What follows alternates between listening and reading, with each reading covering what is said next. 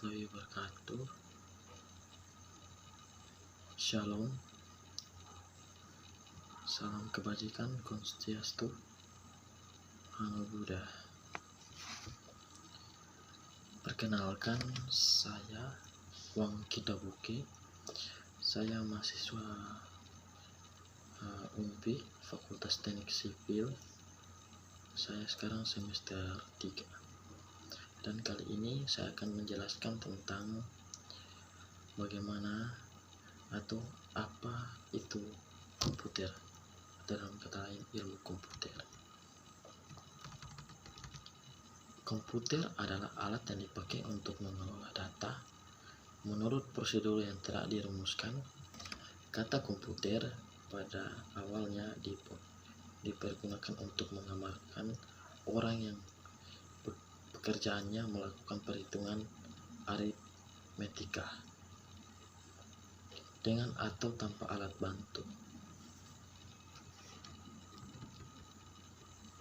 Kata komputer secara umum pernah dipergunakan untuk mendefinisikan orang yang melakukan perhitungan aritmetika. Pada tahun Conscious Dictionary of the Etymology, kata tersebut dipergunakan dalam bahasa Inggris pada tahun 1946 sebagai kata untuk orang yang menghitung.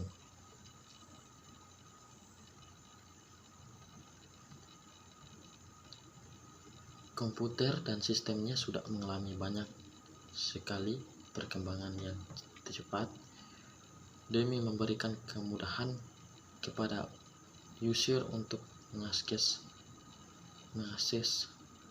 berbagai banyak macam data yang mempunyai tingkat kesulitan yang bertahap sekaligus kerumitannya. Komputer merupakan alat modern yang tidak bisa lepas dari kehidupan sehari-hari, mulai dari mengerjakan pekerjaan kantor, multimedia, bahkan hiburan. Orang dewasa ini, perkembangan komputer semakin berkembang dan masih terus berkembang tanpa batas.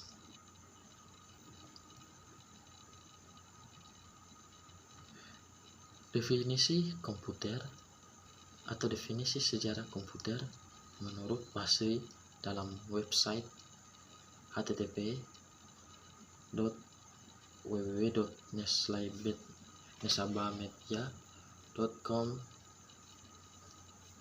dituliskan pengertian ROM dan fungsi ROM.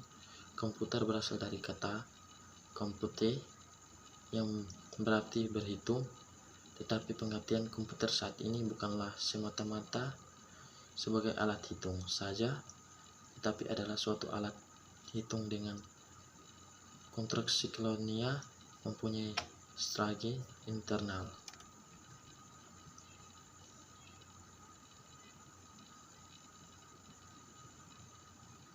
Sejarah komputer generasi pertama mulai hadir pada tahun 1946 sampai 1956.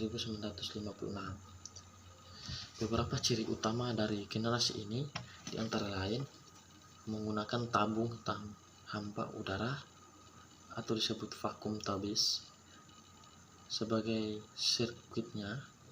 Ukuran fisik komputer besar sehingga memerlukan ruangan yang luas serta memakai daya listrik yang besar.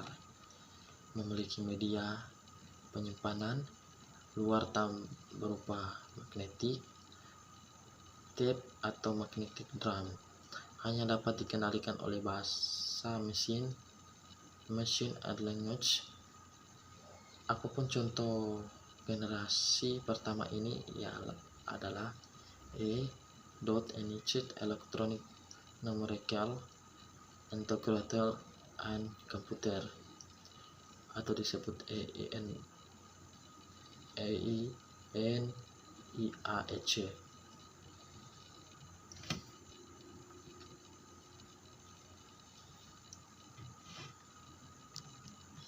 Yang selanjutnya yaitu komputer generasi keempat.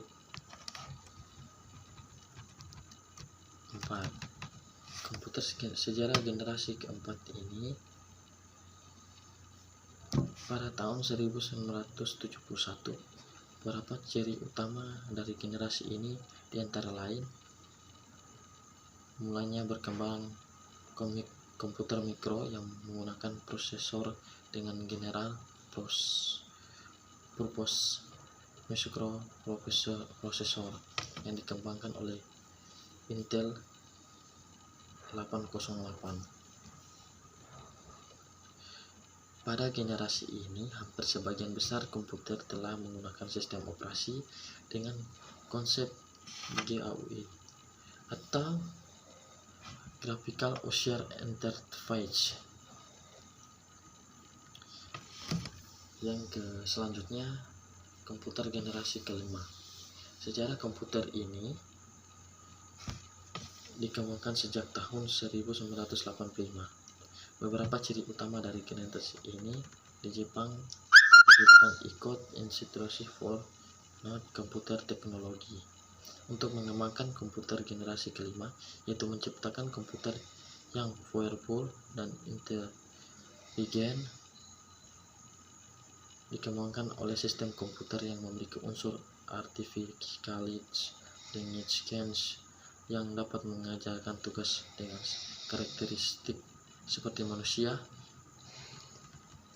Yang selanjutnya kita lanjut pada pengertian motherboard. Menurut Basri, dalam website pengertian motherboard atau fungsi motherboard adalah perangkat keras komputer yang merupakan papan utama atau papan sirkuit yang berfungsi untuk menghubungkan setiap komponen yang ada di komputer.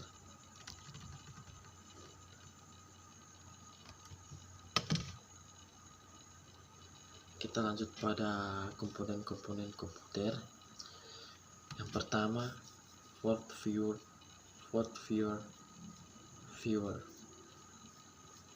mendukung 800 MB per second untuk transfer kecepatan tinggi untuk kamera video eksternal dan disk drive eksternal. Kedua, PCI ×1 untuk menempatkan aksesoris seperti adapter, kabel, TV, tuner, dan sebagainya. Ketiga, PCI Express X16 untuk menempatkan kartu gratis VGA card agar dapat menghasilkan output yang berkualitas. Yang keempat, port audio untuk menghubungkan speaker. Yang kelima, socket processor, tempat terpaksanya prosesor atau CPU, Central Processing Unit, yang sering disebut dengan otak dari komputer. Yang keenam, handhelds untuk memberikan daya pada kipas yang terpasang pada heatsink. Prosesor dapat sebagai penyedia tegangan untuk kipas prosesor. Yang ketujuh, soket RAM, slot memori untuk menempatkan RAM, memasang RAM. Yang ke-8, soket ATX power untuk menghubungkan konektor power dari power supply dengan motherboard. Yang ke-9, serial atas untuk menghubungkan disk drive atau reverse drive jenis SATA. Yang ke-10, header USB atau slot USB untuk menghubungkan from USB dengan motherboard. Yang ke-11, slot IDE untuk menghubungkan hard disk atau optical drive seperti CD, ROM, DVD, dan sebagainya.